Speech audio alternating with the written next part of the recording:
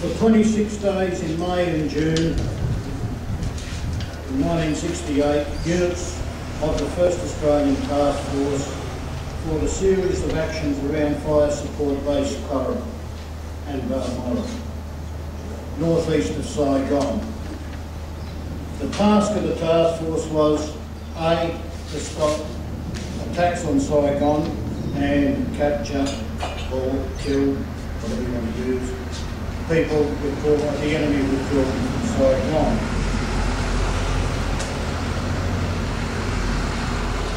So we moved into an area which the North Vietnamese had almost made their own.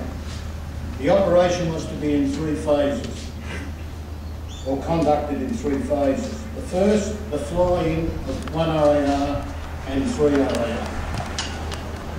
Now, when you look back, you can say, oh, they had problems from day one. Before the night of the day of the 12th of May, the reconnaissance was carried out by all commanders. Problem was, when they flew over the area, they were 3,000 feet above where they were to land. And when the CO of 3 RAR asked, can we go down and have a closer look? The chopper pilot said, no way. If we go down, we'll be shot out of the sky. So what looked very nice from 3,000 feet above, nice, flat area. The next day when the flying started, suddenly the LZ wasn't suited. So they had to move approximately 1,000 metres away from the position. So the next minute, from the top came the orders. The LZ's got to be cut, so we laid. So everything started to be put back. So on the day of the 12th of May, where we were supposed to be in by, say, 12 o'clock, most people didn't get into 15:30, 16:30, or in other words, 3:30, 4:30. And the operation was that battalion headquarters would go with A Company, and all the other companies had their appropriate tasks. So when A Company flew in, approximately 3:30, battalion headquarters still wasn't there. So orders with things went between the commanders, so A Company took off. So before we knew it, we were 2,000 metres away from fire support base Curragh. Battalion headquarters arrives in, and the CO says, well, we're staying here tonight. So there we have one situation with battalion headquarters and support company. So Captain Bingley was the OCS support company at that stage, so he decided to make a defence. So we had anti-tank platoon, pioneer platoon, and 102 battalion, providing their own defence, plus pioneer. So they dug shell scrapes, CPs, and did their normal thing, and everything was going good. Also at the same time, every company took off in every direction. Delta Company was to the north, northeast, northwest, sorry. Alpha Company was to the northeast. Charlie Company was to the west. And Bravo Company was further south. And we're all approximately 2,000, 3,000 metres away from the capital. 3 RAR was to the west, approximately 1,500 metres away. So we all bunked down for the night thinking this is good. Not many people had any contacts with that. A Company, I can personally say, we were in not an ambush, a hard. Delta Company, on the other hand, put in a triangle ambush. So as early as about 20 past 7, 8 o'clock, things started up. First of all, the guns accused the anti-tank platoon of firing on them. Once they sorted it out, suddenly they found out they were green traces. We don't have green traces, the only trace we have is red. So suddenly they figured out it was enemy. And about a couple of hours later, Delta Company sprung their ambush.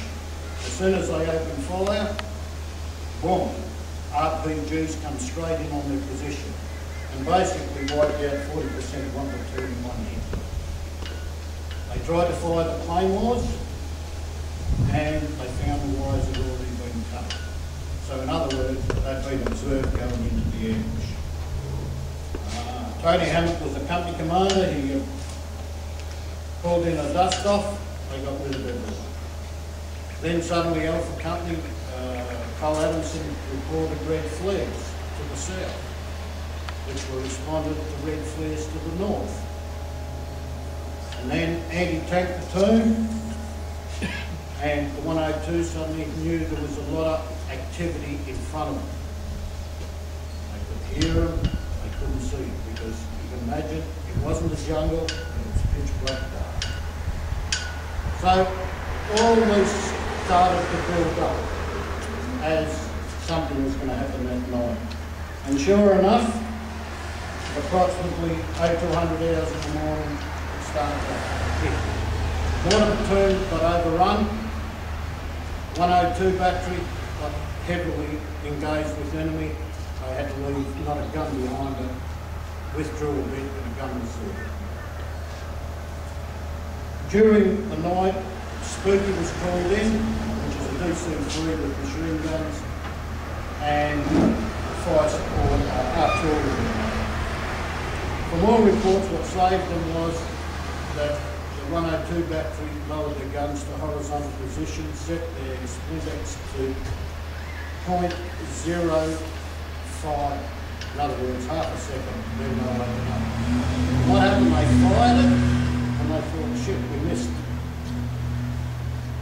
But what they didn't realise, what most probably saved them was, that time that shell travelled and then exploded, it took out the second and third wave. In other words, it caused a massive casualties.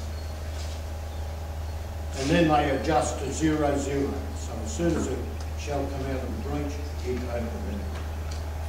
It caused maximum casualties. So it went on for a couple of hours, daylight comes, and they withdraw the enemy. At first light, naturally, all companies get the order, return. So, at early morning, all companies are to return to fire support base Coral.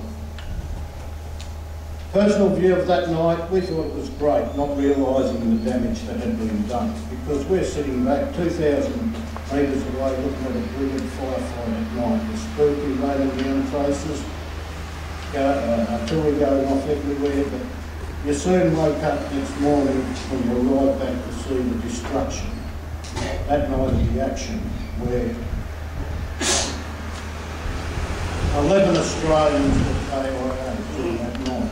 Not all one battalion, there were 2 from 12 field regiment. So we go in to defend Coral.